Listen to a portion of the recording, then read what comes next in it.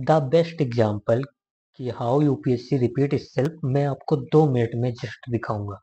तो आप जस्ट ये क्वेश्चन देखिए, सीएपीएफ में 2013 में पूछा यूपीएससी ने।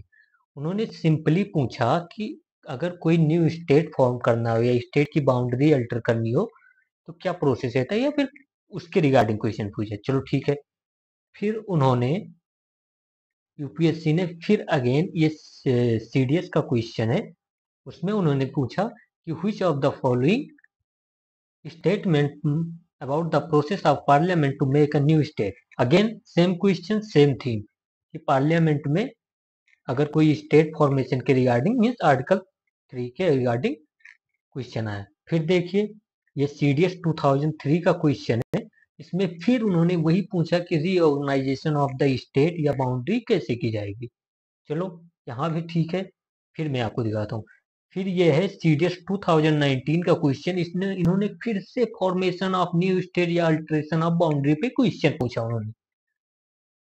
फिर देखिए आप ये सीडीएस 2014 का क्वेश्चन है। इसमें फिर से उन्होंने पूछा कि जो कुछ बिल होते हैं उसमें प्रायर रिकमेंडेशन, यहाँ पर भी उन्होंने मेंशन किया आर्टिकल 3 का, क्योंकि स्टेट का जब बाउंड्री चेंज करना होता है तो प्रेसिडेंट का प्रायर रिकमेंडेशन जरूरी होता है ऐसे बिल को इंट्रोड्यूस करने के लिए। पार्लियामेंट में भी हम आंसर इनके देखेंगे, अच्छे से देखेंगे, बट मैं आपको रिपीटिशन दिखा रहा हूँ। ओके। फिर ये देखिए सीएपीएफ 2013 में फिर से एक क्वेश्चन है, वो भी है कि separation of territory from any state or by unifying any territory or part of any state which of the procedure are true in this regard और formation of again article 3 question. Okay. till now we have seen 4 to 5 question on the same theme। okay। फिर देखिए a will introduced in parliament order to become act how act has to be which of the following procedure। यहाँ से second question शुरू हो गया। But देखिए अब तक हमने 5 to 6 क्वेश्चन देखा केवल पार्लियामेंट के फॉर्मेशन के रिगार्डिंग। तो आपको मीन्स, और ये केवल मैंने सीडीएस और सीएपीएफ का लिया, अभी एनडीए और अदर एग्जाम जो जियो साइंटिफिक मतलब हजार टाइम उन्होंने रिपीट किया होगा। बट हम क्या करते हैं कि केवल यूपीएससी के क्वेश्चन के पीवाईक्यू देखते हैं और या फिर उन्हें भी नहीं देखते और एग्जाम देने चले जाते हैं। तो हमको सारे पीवाईक्यू देखना चाहिए। अभी हम इनको तो सॉल्व करेंगे ही करेंगे। उसके बाद अगर आपको वीडियो अच्छी लगती है तो बताना, मैं आपको पीवाईक्यू कंपाइलेशन सॉल्व कराऊंगा। और आपके मिनिमम 40 टू 45 क्वेश्चन इनडायरेक्टली और डायरेक्टली पीवाईक्यू से आते हैं, जो कि वेरियस एग्जाम यूपीएससी के वेरियस सीएपीएफ भी कंडक्ट करता है, ईपीएफओ भी यूपीएससी कंडक्ट करता है, सीडीएस भी करता है। एनडीए भले ही मतलब आपको लगता होगा कि वो तो मतलब एक अलग ही जॉब है और उसका लेवल बहुत कम है यूपीएससी से, बट जो थीम है ना और उसको अगर डिटेल में सॉल्व किया जाए तो वही जाकर आगे यूपीएससी क्वेश्चन पूछता रहता है। तो और उसके बाद यूपीएससी ईपीएफओ भी करता है। फिर यूपीएससी ही ना आपको पता होगा जियो साइंटिस्ट का भी करता है, एक इकोनॉमी का भी पेपर हैंडल करता है। यूपीएससी तो आईएएस पीसीएस का करता है, आईएएस आईपीएस का करता ही है। तो आप मतलब ये पूरा मतलब अगर इन सबके जितने भी जीएस के क्वेश्चन है ना हम केवल एक बार देख लें, ऑप्शन ही देख लें, तो मिनिमम ना 40 टू 45 क्वेश्चन रिपीट मिल जाएंगे आपको। और अगर आप डिटेल में सॉल्व कर ले जाते हो तो आपकी तो नैया पार है। तो हम अभी के लिए ये क्वेश्चन देखते हैं, इनके आंसर भी देखते हैं, इनको सॉल्व करते हैं अच्छे से। अगर आपको अच्छा लगता है तो प्लीज बताइएगा, और मैं इस पे आपको ऐसा सोल्यूशन लगा दूंगा ना कि मजा आ जाएगा आपको, और आप मतलब आपके अंदर जो फियर है वो हट जाएगा। तो पहले हम ये इन क्वेश्चनों को देखते हैं। ओके। सो क्वेश्चन इसमें ये बता रहा है कि क्वेश्चन है कि द पार्लियामेंट ऑफ इंडिया में form a new state by separation of territory from any state or by unifying a territory to a part of any state. इसके रिगार्डिंग और इसका प्रोसीजर के रिगार्डिंग हमको बताना है कैसे। तो first of all the formation of any state is mention in the article 3 of the, मतलब अगर कोई स्टेट है इंडिया का एंड अगर उसकी कोई बाउंड्री चेंज करनी है या उसको उसमें मतलब उसको उससे एक नया स्टेट बनाना है, या फिर अगर उसका नाम भी चेंज करना मोस्ट इम्पोर्टेंट याद रखना। हमको लगेगा कि नाम चेंज करने के लिए पार्लियामेंट के लिए में क्यों मतलब कोई रेगुलेशन लाया जाएगा, क्यों बिल लाया जाएगा, लेकिन हाँ अगर उसका नाम भी चेंज करना है ना तो भी आर्टिकल 3 के अंडर आता है वो। और एक बात ये भी याद रखना, जो भी आर्टिकल 3 के अंदर यहाँ अल्टरेशन ऑफ बाउंड्री या फॉर्मेशन ऑफ न्यू स्टेट और reduce reduction in the boundary of state और name change, this is not fall under the constitutional amendment. Okay, constitution 352 उसके अंडर नहीं आता, इसको कॉन्स्टिट्यूशनल अमेंडमेंट नहीं कहा जाता। तो ये एक सिंपल प्रोसीजर है। ओके, तो और एक बात और भी याद रखना कि ये सिंपल मेजोरिटी से पास भी होता है, मतलब इसमें स्पेशल मेजोरिटी की जरूरत नहीं होती। ओके, तो हम इनके ऑप्शन देखते हैं। और एक बात याद रखना, इस बिल को इंट्रोड्यूस करने के लिए पार्लियामेंट में प्रेसिडेंट की प्रायर रिकमेंडेशन जरूरी है। आप प्रायर रिकमेंडेशन सुनते ही आपको 2022 यूपीएससी ने पूछा है प्रीलिम्स में क्वेश्चन कि in which cases president prior recommendation is necessary. तो एक तो ये हो गया इनमें, मतलब ये आर्टिकल 3 के अंडर प्रेसिडेंट का प्रायर रिकमेंडेशन जरूरी होता है। फिर अगर मनी बिल इंट्रोड्यूस करना है तो भी प्रेसिडेंट का प्रायर रिकमेंडेशन जरूरी होता है। तो ये सब पता होना चाहिए। तो हम अब ऑप्शन देखते हैं और आप देखिएगा ऑप्शन कैसे भी रिपीट होते हैं। तो इसमें कह रहा है by a simple majority and by the ordinary legislative process. मैंने बताया आपको कि केवल ये एक ऑर्डिनरी लेजिस्लेटिव प्रोसेस है, इसको इवन कॉन्स्टिट्यूशनल अमेंडमेंट के अंदर भी नहीं रखते हैं। थ्री जो कॉन्स्टिट्यूशनल अमेंडमेंट 358(2) है ना, उसके अंडर भी हम इसको नहीं लेकर आते। एक ऑर्डिनरी लेजिस्लेटिव प्रोसेस है, तो ये तो हमारा करेक्ट हो गया। Okay, on the recommendation of the president yes the bill will be receive, मतलब अगर बिल को पार्लियामेंट में लाना है तो पहले रिकमेंडेशन मतलब प्रेसिडेंट का लेना पड़ेगा। who usually has to refer the bill to the legislator of states which are going to affect it. Okay, तो प्रेसिडेंट का रिकमेंडेशन लेगा, तो प्रेसिडेंट की रिकमेंडेशन जब लेंगे तो प्रेसिडेंट का ये भी एक वो है कि वो बिल जो है ना वो स्टेट को रेफर करेगा, जिस स्टेट की बाउंड्री में अल्टर या चेंज हो रहा है या नेम में चेंज हो रहा है तो उसको। बट एक बात ये भी याद रखना कि स्टेट का इसमें केवल व्यू लिया जाता है, एडवाइस ली जाती है, बट वो बाइंडिंग नहीं है प्रेसिडेंट और पार्लियामेंट पे। ओके, जैसे कि हमको पता है कि India is a union of indestructible, मतलब इंडिया के यूनियन को डिस्ट्रॉय नहीं कर सकते, बट इसके स्टेट को डिस्ट्रॉय कर सकता है पार्लियामेंट। पर पार्लियामेंट क्या है, सुप्रीम है हमारी यहाँ पर। और स्टेट जो है वो पार्लियामेंट से या यूनियन से सीट सक्सीड भी नहीं कर सकते, मतलब वो अलग भी नहीं हो सकते और वो यूनियन को डिस्ट्रॉय नहीं कर सकते। बट अगर यूनियन चाहे तो ये स्टेट को चेंज कर सकता है बाउंड्री वगैरह। और एक बात और भी याद रखना, यूपीएससी ने पूछा कि अगर अगर कोई लाइक अ बाउंड्री सेटलमेंट हो, लाइक बांग्लादेश का हुआ था जो 100 कॉन्स्टिट्यूशनल अमेंडमेंट है, अगर बाउंड्री सेटलमेंट है और अगर कोई टेरिटरी ट्रांसफर करनी है तो उसमें कॉन्स्टिट्यूशनल अमेंडमेंट जरूरी है उस समय, इसीलिए कॉन्स्टिट्यूशनल अमेंडमेंट हुआ था। और मोर ओवर बट अगर कोई लाइक का अगर बाउंड्री सेटलमेंट है, मतलब उसमें कोई टेरिटरी का ट्रांसफर नहीं हो रही है, कोई major part of Indian state or major part of any land is not going to transfer, उसमें उस सेटलमेंट के लिए सुप्रीम कोर्ट ने कहा है कि कोई अमेंडमेंट की जरूरत नहीं है, वो केवल एक एग्जीक्यूटिव प्रोसेस से या डायरेक्शन से भी हो सकता है। ये दोनों बात याद रखना आप। थर्ड स्टेटमेंट कहता है कि on the advice of prime minister to the president. भाई प्राइम मिनिस्टर वहां क्या करेगा, प्राइम मिनिस्टर। और ये अभी आप मतलब जब यूपीएससी का क्वेश्चन सॉल्व करेंगी, एक जगह पर यूपीएससी ने पूछ रखा है सीडीएस और सीएपीएफ में कि जब कोई बिल एक्ट बनता है तो उसमें प्राइम मिनिस्टर के साइन, मतलब प्रेसिडेंट के बाद साइन चाहिए प्राइम मिनिस्टर के, तो वो ऑप्शन गलत। तो ये आप यहाँ पर देख सकते हैं कि यूजुअली मतलब हम मानते हैं जैसे कि यहाँ पर इन्होंने प्राइम मिनिस्टर क्यों रखा, क्योंकि हमारे माइंड में वो हमारे माइंड से खेल रहे हैं कि प्रेसिडेंट और प्राइम मिनिस्टर में अगर होगा तो प्राइम मिनिस्टर हम रियल गवर्नमेंट का हेड मानते हैं, तो रियल गवर्नमेंट का हम यूजुअली सही मानते हैं कि हाँ इसका रिकमेंडेशन या काउंसिल ऑफ मिनिस्टर का रिकमेंडेशन तो जरूरी होगा। बट ऐसा नहीं है, तो यूपीएससी हमारे माइंड लेवल पर जाकर खेलता है। ओके सॉरी, सो ये 2 करेक्ट, 3 इनकरेक्ट हो जाएगा और 2 करेक्ट है यहाँ पर। और ये दोनों स्टेटमेंट आप देखेंगे कि रिपीट होता रहेगा। अभी आगे हम देखते हैं।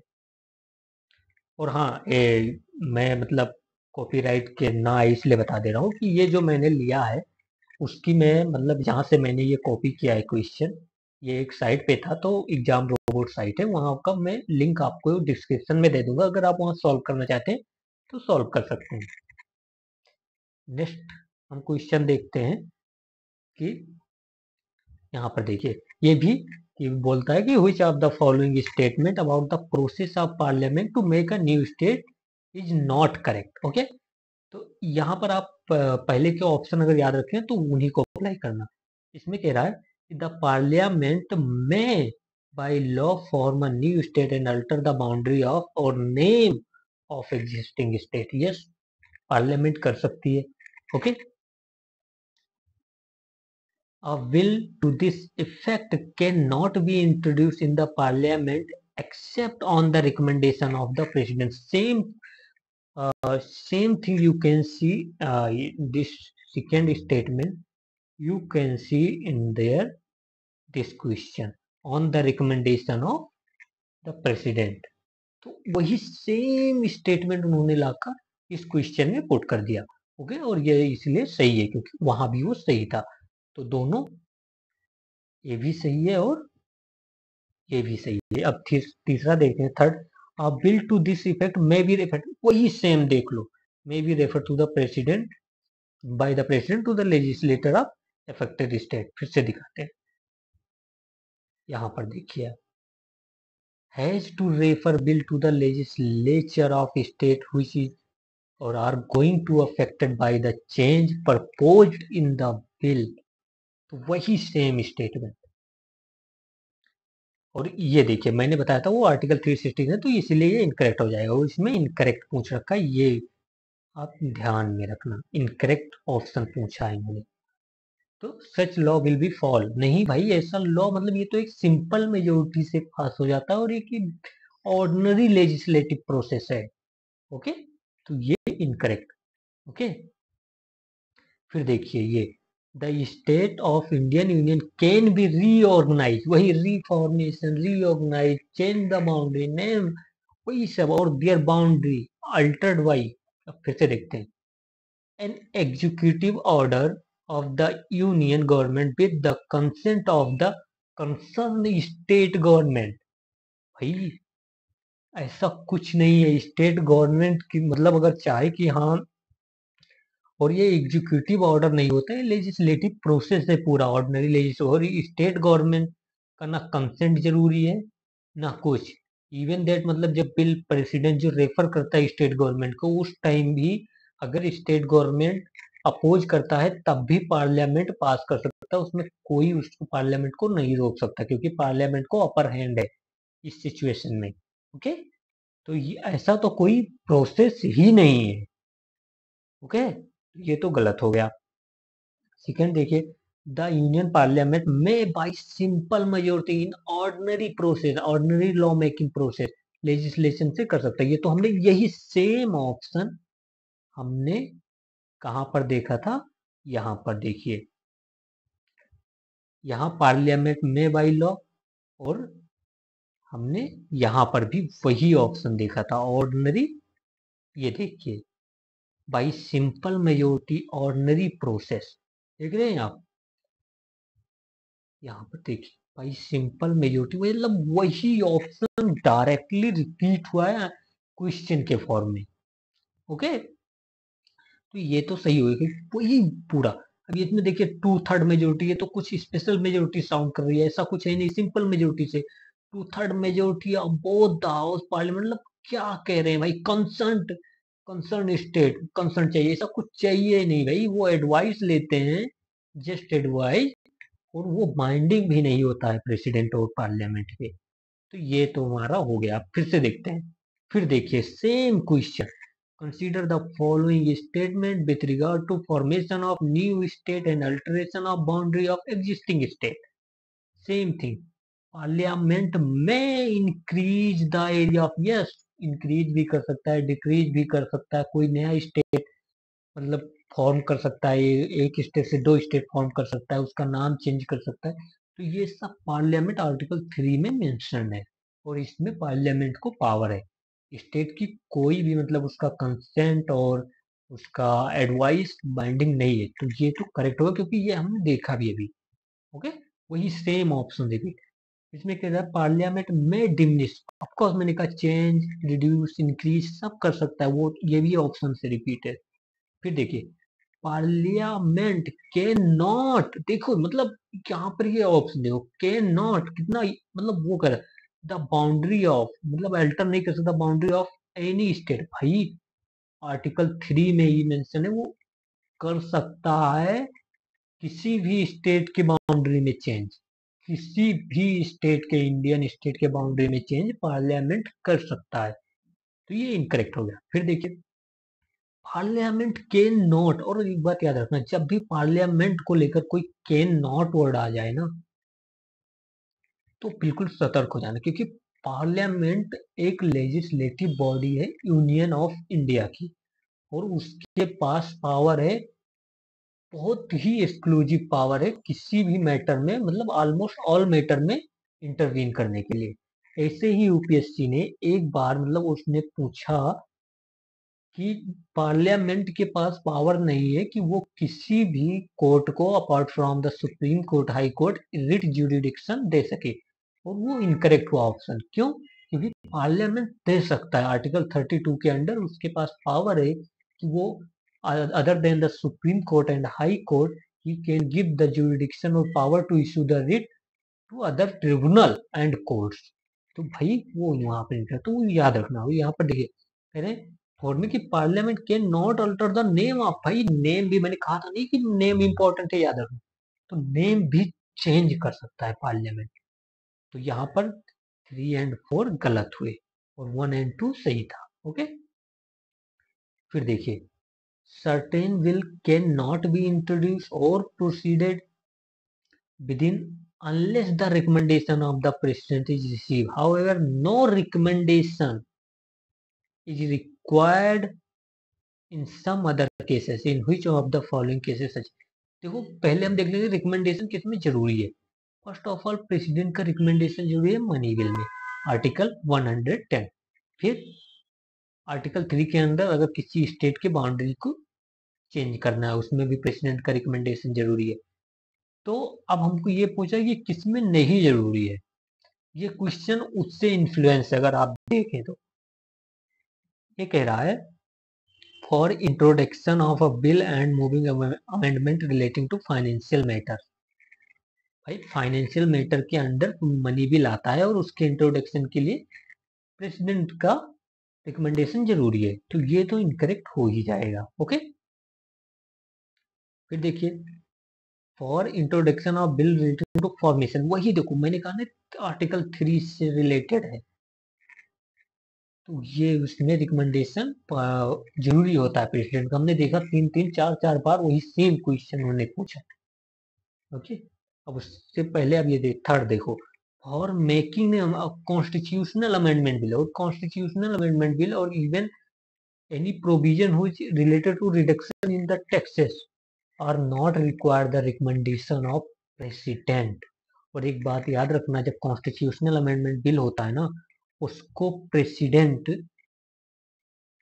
फिर से मतलब उसको प्रेसिडेंट इसके लिए मतलब फिर से देखने के लिए पार्लियामेंट के पास भेज नहीं सकता, मतलब उसके पास सस्पेंसिव वीटो नहीं है कॉन्स्टिट्यूशनल अमेंडमेंट बिल को लेकर रिकंसीडर के लिए, वो पार्लियामेंट के पास नहीं भेज सकता, वो बाउंड है, मतलब प्रेसिडेंट जो है वो बाउंड है। जब 24 कॉन्स्टिट्यूशनल अमेंडमेंट एक्ट हुआ था, आई थिंक 1971 में, तब इस president is bound to keep the assent to constitutional amendment bill.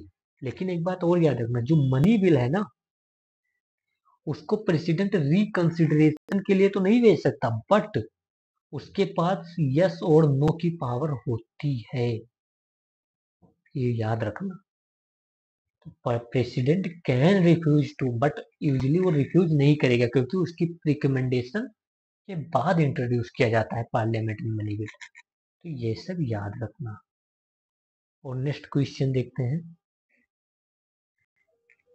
Same question है, सेम ही है, simple majority of the state. तो ये तो हमने देख चुका है, इसका ऑप्शन भी सेम है। ओके, ये तो हो गया था, देख लीजिए ऑप्शन और relatively by simple majority, by ordinary legislative. First question, on the recommendation of president who usually refer the bill, same option, refer the bill to the legislature of the concerned state or affected by the change of proposed bill. फिर on the advice of the prime minister to the president, ऐसा कुछ नहीं है भाई इसमें। Okay, तो ये third correct हो गया था, तो 1 और 2 इसमें करेक्ट है। और देखते हैं,